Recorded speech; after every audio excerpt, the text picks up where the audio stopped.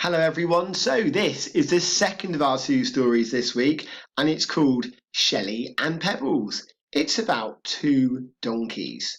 These are the questions I'd like you to think about while you're listening to the story. The first few questions are inference questions, so when you're listening, can you think about what you think the story is trying to teach us? So what's the moral of the story? Then, what should Shelly and Pebbles have done when they were fighting to get food and water? Also, another inference question. Why do you think the donkey man laughs at Shelly and Pebbles at the end? And finally, a retrieval question. What evidence can you find in the text that Shelly and Pebbles are good friends? Here comes the story.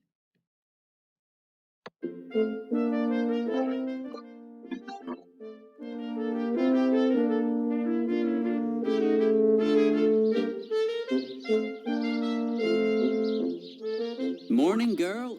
Come and get your breakfast. The donkey man leant into the shadow of Pebbles' stall and tickled the soft skin on the end of her nose. It's going to be a scorcher today. We need to get to the beach nice and early.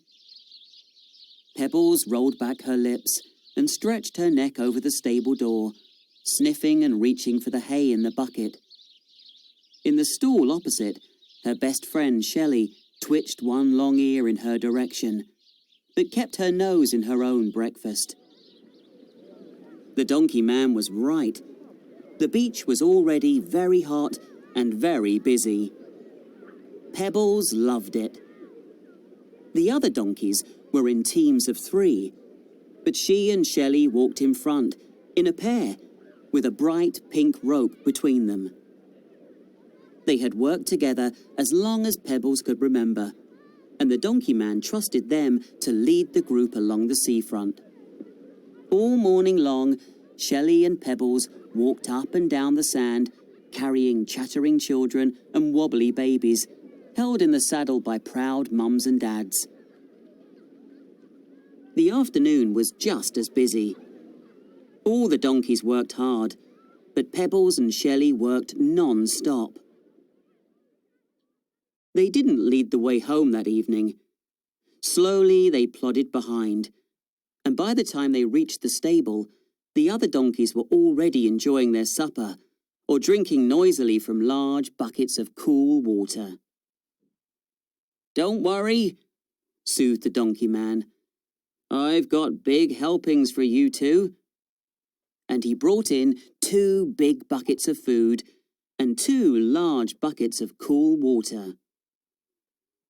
He was just about to undo their saddles, take off their bridles and the pink rope that tied them together, when the phone rang in the office. "Oh, just a minute," he said, and dashed off. Pebbles and Shelly waited patiently. They could hear the donkey man talking to someone. Shelly stretched lazily towards the big food buckets on her side of the stable. They smelt good. Pebbles leaned towards the dark, clear water on her side. Her throat was dry. The water looked so cool and refreshing. Shelly inched nearer to the food buckets, pulling Pebbles away from the water. "I'm so hungry," sighed Shelly. "I can't wait any longer." But Pebbles was thirsty. "I'm so thirsty," she brayed. "I can't wait any longer either." And she leaned towards the water bucket, pulling Shelly away from the food. For a moment, both donkeys stopped. They looked at each other, then dropped their ears back, gritted their teeth, and pulled with all their strength. Shelly snorted and pulled towards the food, and Pebbles whinnied and pulled towards the water. The pink rope between them pulled tighter and tighter until it bit into their necks. "Food!" said Shelley, with her teeth bared and her neck stretched out. Water, argued Pebbles, her eyes wide and her ears flat. Panting and braying, scrabbling and stretching, both donkeys pulled as hard as they could. If it wasn't for you, cried Pebbles, I could have lovely cool water to drink and my throat wouldn't feel so hot. And if it wasn't for you, snapped Shelley, I could have all the food I can eat and my tummy wouldn't ache. Well, looks like we'll both have to do without then, won't we? Snorted Pebbles. At least until the donkey man comes back. What will we do? I'm so hungry, said Shelley. Don't worry, said Pebbles, nuzzling her friend. He'll come back soon, I'm sure. I'm glad we're friends again, sniffed Shelley. It's always better when we're together. Oh, that's it, shouted Pebbles. Together. If we work together, we can both get food and drink. Of course, laughed Shelley. Like a team, just like we always work. So, as a team, the two donkeys made their way to the food buckets and munched all the sweet hay.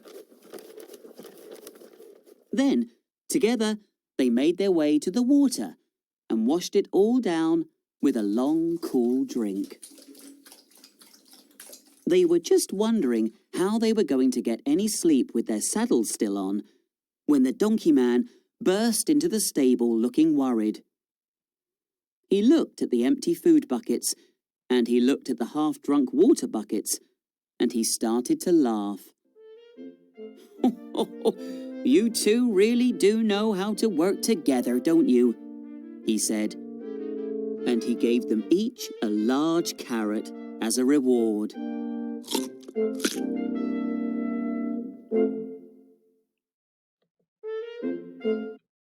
Right, everyone, so that's the end of the story.